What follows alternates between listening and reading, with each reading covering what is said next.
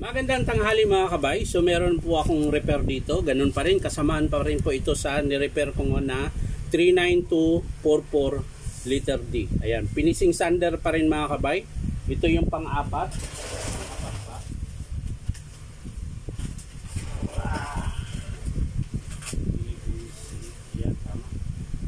Pang-apat po ito na repair ko mga kabay. So ayan mga kabay, umuugong lang din. Ayan, sana bearing lang din para madali lang pong palitan. So tara mga kabay, samahan nyo po ako, bubuksan po natin. So ayan mga kabay, nabuksan ko na po. So ganun din po. Ayan o. Antigas na po, hindi na po naiikot. So kakalasin natin. Ayan. Pati yung flange, ayan. So sana hindi basag. Yun, hindi rin basag mga kabay. So ngayon, paanda rin natin ganito para sigurado ko na kung bearing lang ba talaga ang sira. Ayan. Medyo alikabok lang to mga kabay.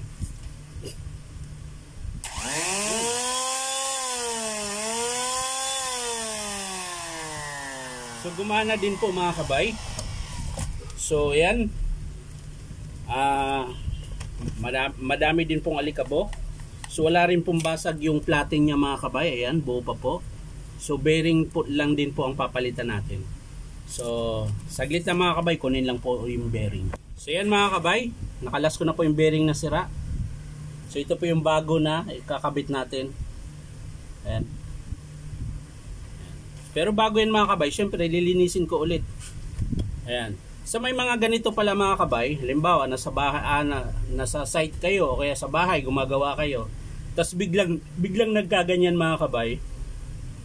Pwede nyo pong isprayhan ng langis, WD-40. Ayan. Halimbawa, nag-stack up po siyang nakaganyan, nakakabit. Ayan, ayaw nyong kalasin. Tulad nung pinakita ko kanina mga kabay. Ayan, nakaganyan po yan. Subukan nyo pong isprayhan ito ng WD-40. Ayan. Kung kaya nyong buksan yung takip na to, ito, kung kaya nyong buksan, mas maganda. Ayan. Tapos saka nyo isprayan. Ayan po. Alikabok lang naman po ang ano niyan eh. Kaya kung bakit ayaw niya umikot.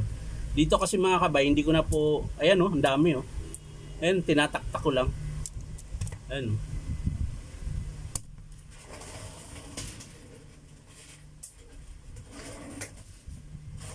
Ayan, tingnan nyo po. I-sprayan ko po siya ng WD-40. Gagana ito. Ito po yun, nisprayan ko lang siya. Ayan. Pansinin nyo po. Tapos galaw-galawin nyo. Ayan po. Oh. Ayan. Ayan, gumana na siya. Ayan. Oh. Kanina di siya naikot, ngayon naikot na. Ganun lang po ang gagawin nyo. Dito kasi mga kabay, kailangan ko talaga siyang palitan dahil yun po yung ano natin. And kailangan ko talaga siyang palitan. Pero kung halimbawa nasa bahay kayo, kailangan yung gamitin, ganun lang po gawin nyo mga kabay. Ayan, oh. Tingnan nyo po, malambot na po siya. Wala naman po siyang palag. Kaya lang naman po siya, hindi siya naikot dahil puno na po siya ng alikabok. Ayan. So ganun lang po gagawin nyo mga kabay. Sa akin naman dito, pag nagsabi yung customer na wala siyang budget, o kaya kailangan niya magtipid, syempre, pwede nating linisin. Ayan. Kaya lang sa akin kasi dito mga kabay, marami po yung repair ko kasi. Kasi kung lilinisin ko pa, ang tagal ko matapos bago matapos sa iba ko pang repair. So dito kung ano yung sira, yun talagang pinapalitan ko. So yan mga kabay, kakabit na, lilinisin ko muna mga kabay bago ko ikabit yung bagong bearing. So yan mga kabay, nalinis ko na po. Tapos nakabit ko na rin po yung bearing. Ayan. Ito, pagkakabit nito mga kabay, pinipress lang po yan. Ngayon, kung wala naman kayong pampress mga kabay, kuha lang po kayo ng bilog. Parang ganito. Ayan, pupukpukin nyo po. O kaya kahoy. Kuha kayo ng kahoy na bilog na ganito.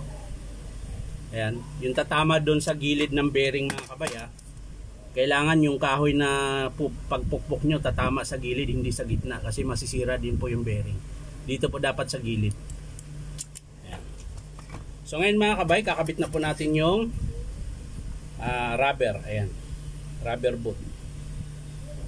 So ganun din po mga kabay. Ang gagawin nyo, yan, lalapag nyo lang. Tapos lalagay nyo yung rubber boot na 4 na peraso. Kung sa Bisaya pa mga kabay, upat kabuok ba? O, di ba? Tapos pagkabit mga kabay, ganyan lang po. Yan. Tapos galaw-galawin nyo lang hanggang sa magpantay yung, kailangan ganyan lang po yung awang niyan mga kabay. Parehas po kabilaan. Bago nyo siya higpitan. Yan. So lalagay na natin yung flange ulit mga kabay. Tapos syempre yung washer at screw. Yan.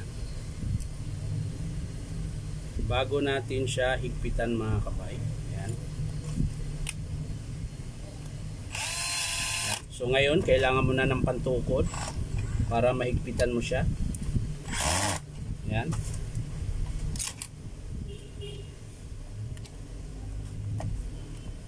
Yun. So mahigpit na mga kabay. Ang next, yung takip. Ayan. Hindi ko nalinisan yung takip mga kabay. Ayan. Siyempre yung rubber pad niya mga kabay. Ayan. At saka mo siya i-screw mga kabay. So yan na mga kabay, mahigpit na po. Ayan. So titesting na po natin.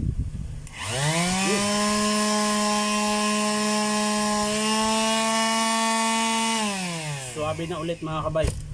So yan lang po mga kabay. Yung dalawang finishing sander na ni-repair ko ay puro bearing lang po yung sira. Ayan. So mga kabay, maraming salamat sa panonood at palike and share na rin po. At syempre po, subscribe niyo po ito akong YouTube account na Inom Tabay. So maraming salamat mga kabay. Bye bye.